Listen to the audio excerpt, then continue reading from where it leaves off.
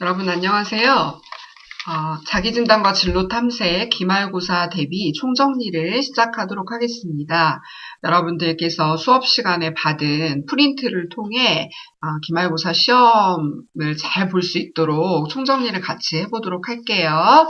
자, 먼저 첫 번째 내용은 변화하는 직업 세계를 특징 짓는 주제에 어떠한 것들이 있는지 우리가 수업 시간에 살펴본 내용을 정리해 보도록 하죠. 직업 구조와 환경의 변화의 측면에서 우리가 지금 현재 살아가고 있는 사회의 구조는 어떠한 모형을 띠고 있나요?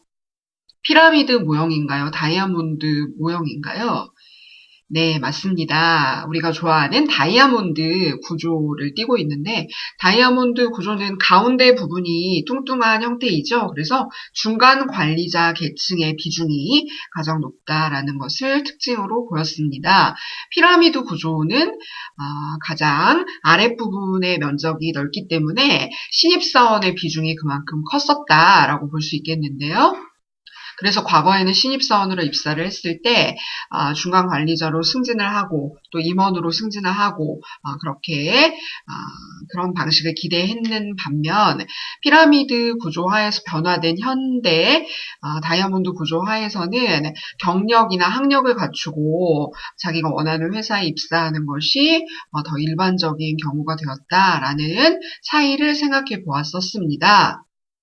자, 현대사회에는 제조업이 뜨고 있나요? 정보화 서비스 산업이 뜨고 있나요? 네, 맞습니다. 정보화 서비스 직종이 더 많이 늘어나고 있다라고 볼 수 있겠습니다. 과거 산업사회에서 제조업 직종이 인기를 끌었다라는 변화를 우리가 살펴봤었죠. 자, 집에서 온라인 쇼핑몰을 운영한다거나 자신이 사장이 되어서 거래를 하는 경향이 늘고 있다라는 것을 살펴보았습니다. 그리고 세계화 시대에서 살아가고 있기 때문에 우리나라 한국 사회에서의 단일한 문화에만 관심을 기울이는 것이 아니라 다양한 문화 그리고 외국어를 쓸 수 있도록 준비를 하는 것이 필요하겠다라는 내용을 생각해 봤었죠. 여러분들께서 이와 관련해서 잘 정리하셔야 되는 부분은 당구장 표시되어 있는 세계관과 관련된 내용이 되겠습니다. 세계관에다가 동그라미를 쳐보세요. 자, 세계관은 무엇을 형성하는 데 영향을 미치게 된다라고 나와 있나요? 한번 줄쳐보세요. 자신의 믿음, 사고방식, 관계의 기반을 형성한다라는 측면에서 세계관을 설명하는 5가지 내용에 대해서 우리가 수업 시간에 다루었습니다. 첫 번째는 여러분 동그라미 쳐보세요. 인간의 본성이라는 것이 세계관을 설명하는 내용이다라고 볼 수 있겠습니다. 인간이 선한 존재인가 아니면 악한 존재인가에 따라서 세계를 바라보는 관점의 차이가 나타나게 된다라고 했습니다. 다음으로 인간의 활동에 대한 것이 세계관을 설명하고 있고요. 또 동그라미 쳐보세요. 사회적 관계라는 것입니다. 위계 질서를 보이고 있는 국가가 아직 있죠. 여러분이 인도에 살고 있는 여러분과 나이가 같은 친구를 만나서 얘기를 해보면 굉장히 사회를 바라보는 관점이 다르다라는 것을 확인할 수 있을 것입니다. 또 북한에 있는 여러분과 같은 대학 1학년 학생과 만나서 얘기를 해봐도 세계관이 굉장히 다르구나라는 걸 확인할 수 있어요. 북한은 집단주의 국가의 대표적이죠. 그리고 우리나라는 어떤 주의라고 얘기할 수 있을까요? 개인주의. 우리는 개인의 자율성과 우리 자신의 운명에 대한 조절을 스스로 할 수 있다라는 것을 당연스럽게 받아들이는 개인주의 국가에 살고 있습니다. 이런 사회적 관계라는 것은 세계관을 설명하고 있다라는 것을 잘 기억하시기 바랍니다. 네 번째는 사람과 자연의 관계가 세계관을 설명하고 있었는데요. 자연을 정복의 대상으로 볼 것이냐 아니면 숭배해야 하는 대상으로 볼 것이냐 같이 사람과 자연이 조화를 이루면서 살아가야 한다라고 보느냐에 따라서 달라지겠습니다. 자, 마지막으로 시제에다가 동그라미 쳐보세요. 세계관을 설명한 5번째 내용은 시제인데요. 시제에는 몇 가지가 포함이 되나요? 네, 과거, 현재, 미래 3가지가 포함이 됩니다. 그래서 여러분들이 자기진단 보고서 작성하셨을 때 보면 나는 현재 지향적인 사람이다 아니면 미래 지향적인 사람이다 이렇게 설명을 하는 것을 생각해 볼 수가 있겠는데요. 그러면 여러분들 이 말이 맞는지 한번 보세요. 세계관에 대한 설명 으로 맞는지요? 미래의 관점을 강조한다 라는 것은 맞을까요? 자, 세계관은 미래의 관점만 강조하는 것이 아니라 세 가지 시제를 포함하는 것입니다. 과거, 현재, 미래의 관점을 포함한 것이 바로 세계관이다 라고 볼 수 있는 것이죠. 네, 이렇게 세계관에 관한 것을 잘 정리하시고요. 자, 다음으로는 개인이 갖추어야 할 능력의 직업 사회에서 어떻게 변화하고 있는가 하는 것을 살펴보도록 하겠습니다. 자, 이 내용이 맞는지 생각해 보세요. 안정적인 노동시장에서 조직에 성실하게 적응하는 것이 강조된다. 맞을까요? 네, 아닙니다. 안정적인 노동시장이라는 것이 잘못됐죠? 오늘날 고용이 불안정한 노동시장에서 일하는 경우가 많습니다. 그렇기 때문에 갖추어야 하는 기술은 무엇인가요? 적응을 잘할 수 있는 기술을 갖추는 것이 아니고요. 언제 어디서나 직장이 바뀌어도 활용 가능한 기술을 습득할 수 있도록 능력을 개발할 필요가 있겠다라는 것을 강조했습니다.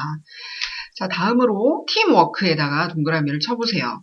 여러분, 혼자 전문적인 능력을 발휘해가면서 일을 잘 하는 것도 중요하겠지만 현대사회에서는 일을 혼자 하는 경우보다 여러 사람이 힘을 합쳐서 팀워크를 발휘해야 하는 경우가 훨씬 많습니다.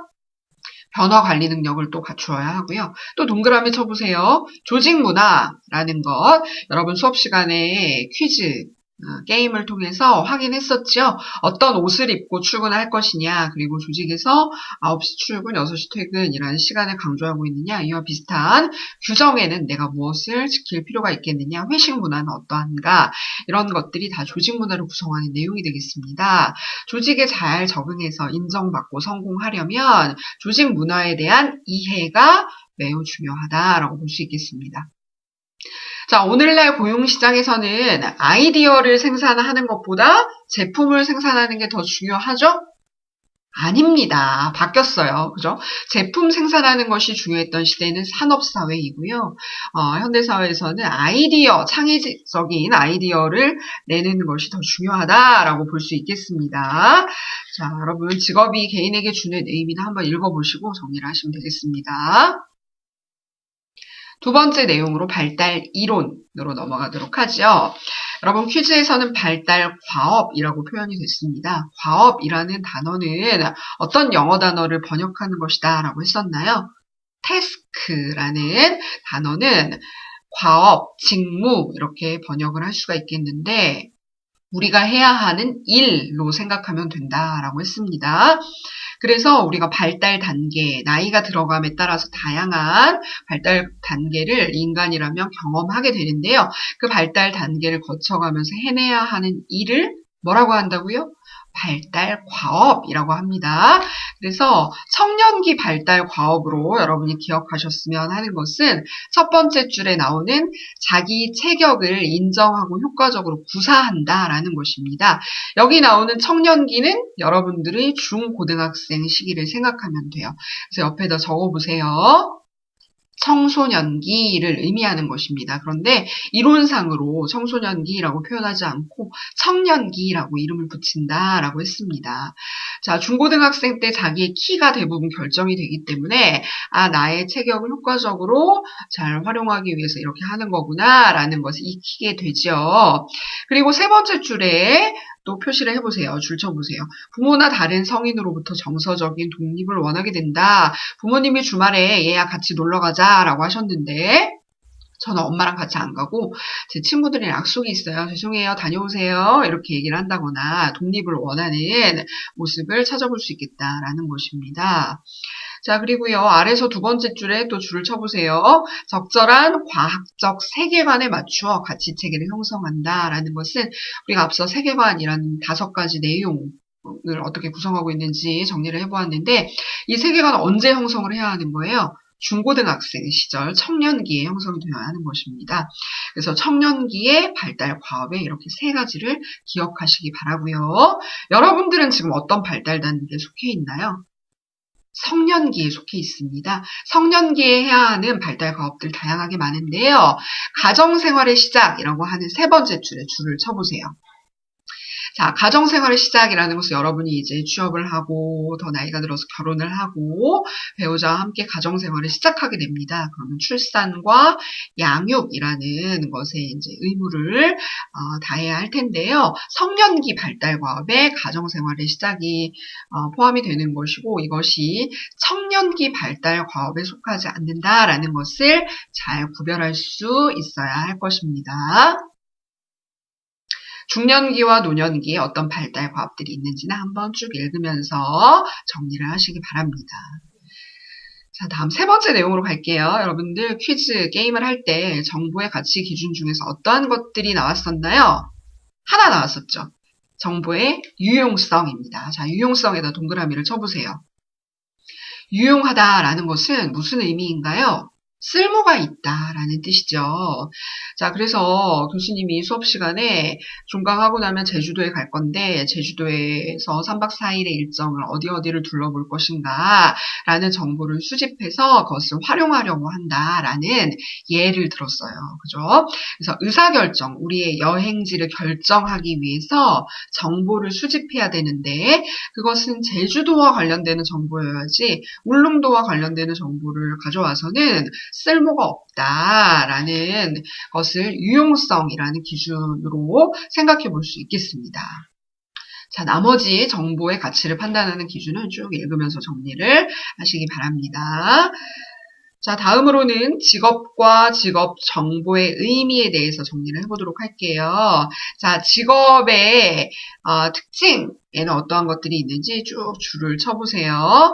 생계 유지, 계속적인 활동, 사회적 역할을 분담한다, 노동행위의 수반, 개성의 발휘, 자기실현 등을 직업의 필수 구성 요소로 볼 수 있겠습니다.